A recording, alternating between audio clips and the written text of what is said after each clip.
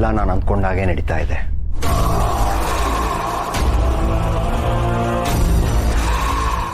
ನಮಸ್ಕಾರ ರಮಾದೇವಿಯವರೇ. ಬೆಂಗಳೂರಿಗೆ ಅರ್ಜೆಂಟಾಗಿ ಬರೋದಕ್ಕೆ ಹೇಳಿದ್ರಿ, ಗುಡ್ ನ್ಯೂಸ್ ಇದೆ ಅಂತ. ಏನು ಸಮಾಚಾರ? Thank you.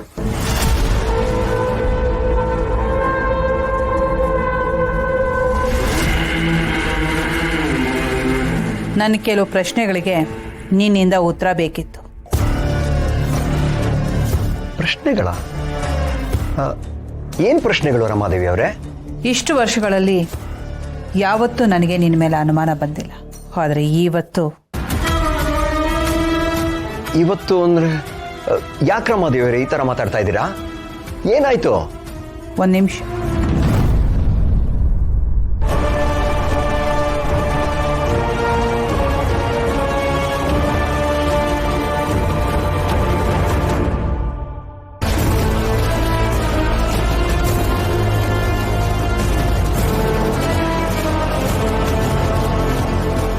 ಈ ಕಾರ್ ರಾಜಾಪುರ ಪ್ಯಾಲೇಸ್ಗೆ ಸೇರಿದೆ. ಆದರೆ ರಿಜಿಸ್ಟರ್ ಆಗಿರೋದು ನಿನ್ನ ಹೆಸರು. ನಿಜ ಹೇಳು, ನನ್ನ ಬೆನ್ನ ಹಿಂದೆ ಏನ್ ನಡೆಸ್ತಾ ಇದೆಯಾ? ಏನ್ ಆಟ ಆಡ್ತಾ ಇದೆಯಾ ನೀನು?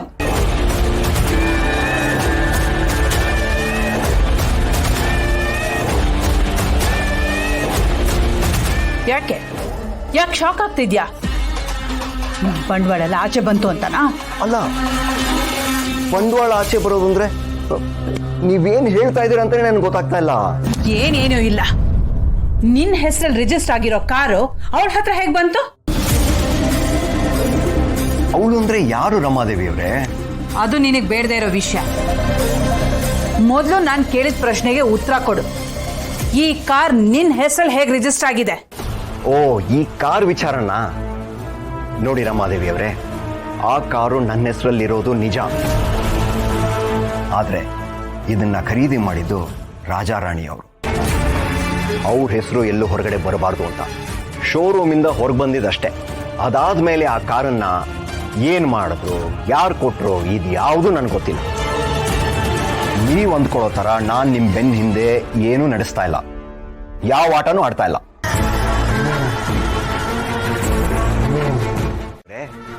ಇರೋ ವಿಚಾರ ಎಲ್ಲ ಹೇಳಿದ್ನಲ್ಲ, ಆದ್ರೂ ಡೌಟಾ? ಅವ್ರು ಯಾಕೆ ನಿನ್ನ ಹೆಸರಲ್ಲಿ ತಗೊಂಡ್ರು? ಅವ್ರ ಹೆಸರು ಆಚೆ ಬರಬಾರ್ದು ಅಂತ ಹೇಳಿದ್ಯಲ್ಲ, ಯಾಕೆ? ಏನ್ ಕಾರಣ? ಅಲ್ಲ, ಯಾವ ರೀಸನ್ಗೆ ಅಂತ ನನ್ನನ್ನು ಕೇಳಿದ್ರೆ ನಾನು ಏನು ಹೇಳಿ?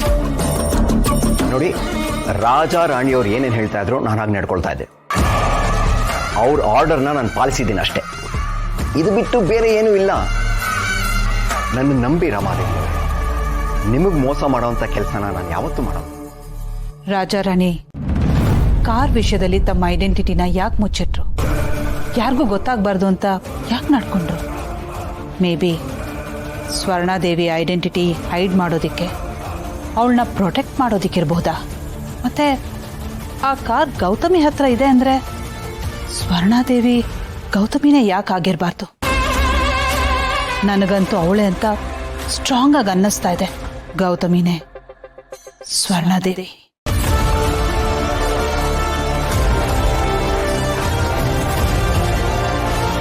ರಮಾದೇವಿ ಅವರೇ, ಏನು ಯೋಚನೆ ಮಾಡ್ತಾ ಇದ್ದೀರಾ? ಹೌದು, ನೀವು ಯಾಕೆ ಸಡನ್ ಆಗಿ ಆ ಕಾರ್ ಬಗ್ಗೆ ಕೇಳ್ತಾ ಇದ್ದೀರಾ? ಈ ಕಾರ್ ಎಲ್ಲಿದೆ ಅಂತ ನಿಮಗೆ ಗೊತ್ತಾ?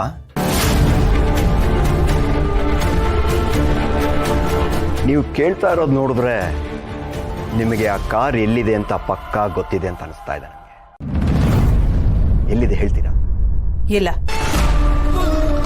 ಈ ವಿಷಯವಾಗಿ ನಾನು ಮುಂದೆ ನಿನ್ನ ಜೊತೆ ಡಿಸ್ಕಸ್ ಮಾಡ್ತೀನಿ. ಈಗ ನೀನು ಹೊರಡು. ಅಲ್ಲ ರಮಾದೇವಿ ಅವರೇ, ಹೊರಡು ಒಂದೇ. ಓಕೆ.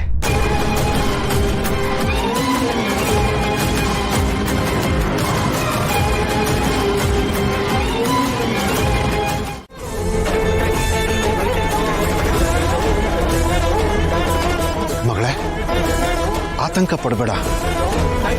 ಗುರುಗಳು ಅದನ್ನು ತರೋವಾಗ ಅಡ್ಡಿ ಆತಂಕಗಳು ಬರುತ್ತೆ ಅಂತ ಹೇಳಿದ್ರು. ಆದರೆ ಅದನ್ನು ಎದುರಿಸೋ ಶಕ್ತಿ ನಿನ್ನಲ್ಲಿ ಇಲ್ಲ ಅಂತ ಹೇಳಲಿಲ್ಲ.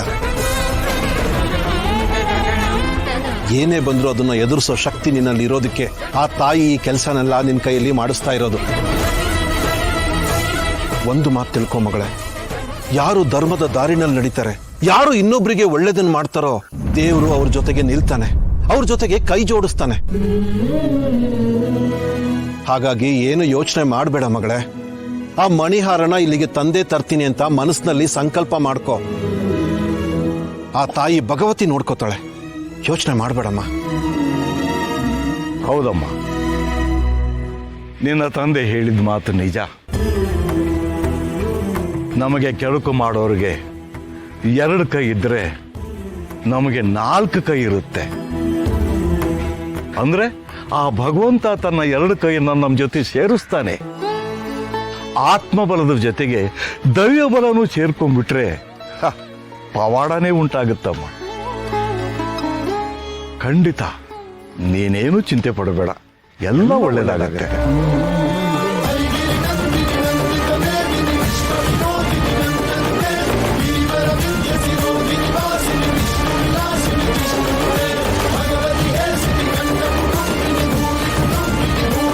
ಏನು ಹೀಗೆ ಹೇಳ್ತಿದ್ದಾರೆ?